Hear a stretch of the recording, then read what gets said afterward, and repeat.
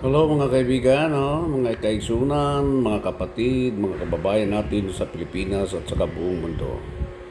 Nandito ako ngayon sa harap ko ang aking niluto, no? Ihimay-himayin po natin mga kaibigan kasi medyo ako ay conscious na po sa aking mga kinakain kasi nagkakaedad na tayo.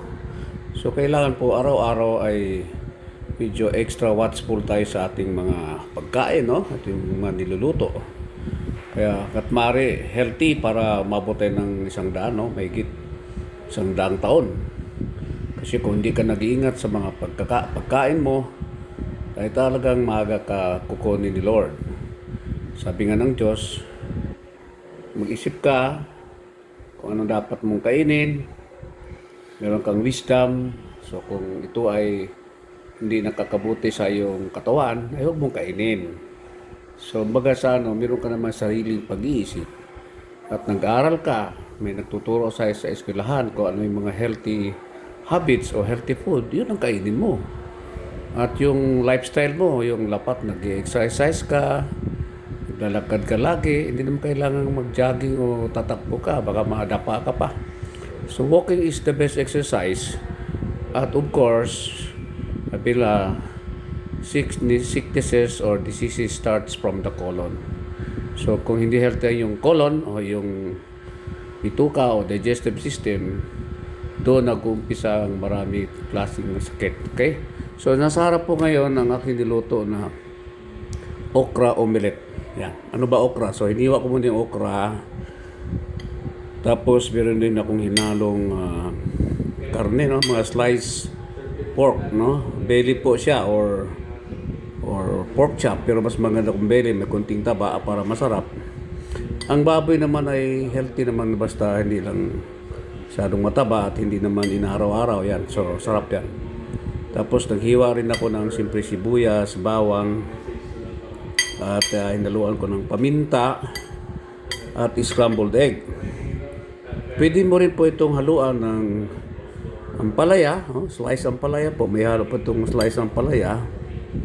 Sana ba yun? Kunti lang nilagay kong slice. Ayan po, mga kapatid. So, napaka-healthy po ito. Ito yung pinaka-brunch ko, no? Pinagsama ko na yung breakfast saka lunch. Kaya brunch. Okay? So, isa-isahin natin, kapatid. Ano bang meron dito sa aking kakainin ngayon, no? Unahin natin yung mga spices niya. Yung sibuyas, bawang. Nakita ko sa YouTube at aking napag-aralan na kailan pala pag nagluluto ka lagyan ng mga sibuyas, bawang, ganyan, luya, mga kamatis, kasi itong mga ito ay anti-cancer po. Meron pa siyang anti-carcinogenic properties na nagpi-prevent na mag-grow ang mga cancer cells sa ating katawan. So, pag kayo ay nagluluto, haluan nyo. Kasi allergic ang mga cancer cell dyan. Hindi sila, ngingiwi sila kapag tinamaan sila ng mga luya, ganyan, sibuyas, bawang, paminta sa iyong nilulutong pagkain. So pag pasok sa iyong katawan, kasama yung mga yan, nako, talagang ngingiwi ang mga ngipin ng mga cancer cell sa loob ng katawan mo. Okay? Yun. So yun, kailangan ihalo mo. Pangalawa, itong okra. Ang okra po ay medyo may slimy properties na medyo madulas-dulas.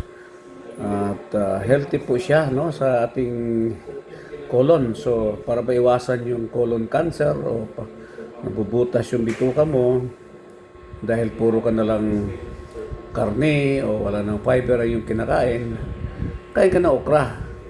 At alam mo ba, yung buto ng okra, kapag binabad mo yan at na medyo nasugatan yung buto, umalo doon sa tubig at ininom mo, healthy po yan, kapatid. Anti-cancer din po yan.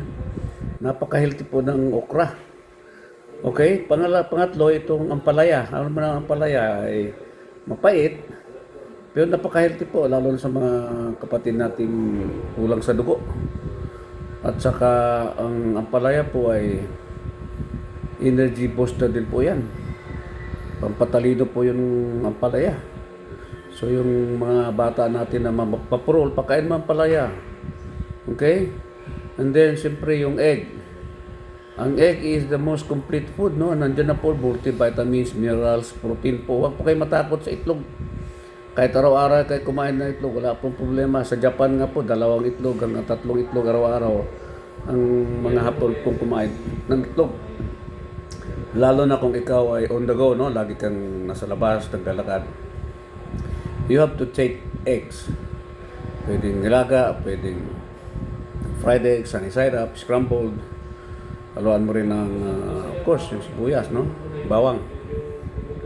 Napaka-healthy po ang egg. Maganda rin po sa katawan.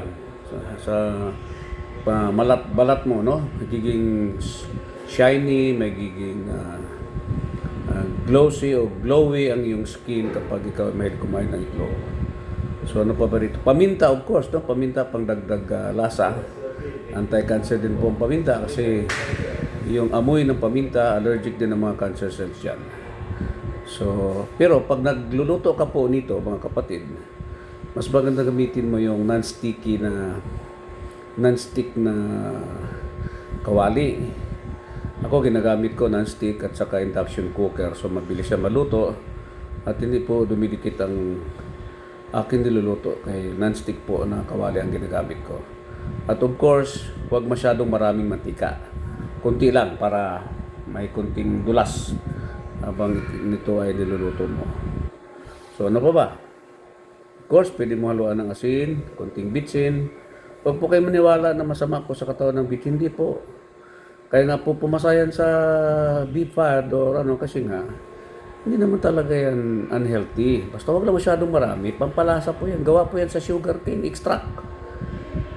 Kaya sumasarap po ang lasa. Hindi po totoo yung sinabi lang unhealthy. Hindi po. Unhealthy po talagang kakainin mo isang kutsara. Pakain mo sa aso, mahihilo yung aso, magkukulaps. Pero kunti lang po, kunting asin.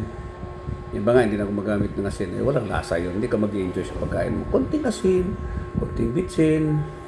Pwede mo kunting lagyan ng kunting asukal. Basta kunti-kunti lang. Huwag pong excess. Kasi kung sobra, hindi talaga maganda. Okay? Siguro nga dito na lang mga kapatid at ako'y kakain na at ako'y natakam na sa aking niluluto. Everyday po, nagluluto ako mga healthy foods. So, isang healthy content naman sa aking YouTube channel. Pansin niyo po ang aking YouTube channel ay halo-halo po. Merong parang talk show, merong pasyalan, may pagkain, may kung ano-anong naging maisip kong topic, may konting politics para hindi naman masyadong boring ang aking YouTube channel. Baga sa variety po. Pagdating ng panahon, baka mamimigay tayo ng mga libreng pagkain sa pwedeng program sa mga kapuspalad nating mga kababayan. Mamimigay tayo ng pera kapag kumikita na po ng malaki ang ating YouTube channel. Kaya suportahan niyo po ako kasi nasa likod po ng utak ko yan ang pagtulong, ang pagbalik sa grasya sa ating mga kapuspalad na mga kababayan. At of course, if you're also willing to help, mag-subscribe lang kayo, mag-share para dumami. Pwede rin kayo magpadala ng tulong. Siguradong hindi po natin abusuhin yan. Hindi po ako high cost of living po. Ako po ay isang low maintenance lang po na individual, na isang pangkaraniwang Pilipino lang po at na willing na tumulong sa ating mga kababayan. Ito si King Prince para sa Travel 369. Laging manood, mag-subscribe, mag-share para updated sa mga nangyayari sa ating kapaligiran. Maraming salamat po. God bless us all. To God be the glory. God is good.